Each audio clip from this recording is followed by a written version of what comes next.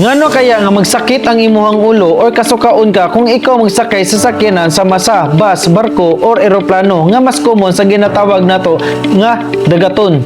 Aduna tay ginatawag nga motion sickness na diin wala nagkadimao ang mga senses nga na-receive sa imuhang mata, dalunggan ug tibuok nimong lawas paingon sa imuhang utok.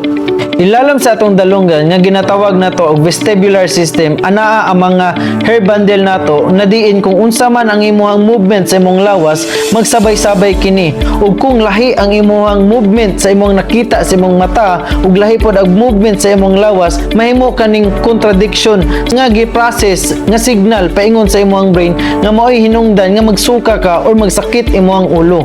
Adunay advice ang doktor niini kung unsa ang imong himuon para maiwasan nimo ang motion sickness or ginatawag nato nga dagaton. Una, ayaw pagbasa og libro or cellphone while ikaw nagabiyahe. Ug kung nagabiyahe ka, ayaw lingkod dito sa luyo sa sakyanan kay tungod grabe ang motion or paglihok sa sakyanan dito sa likod nga bahin.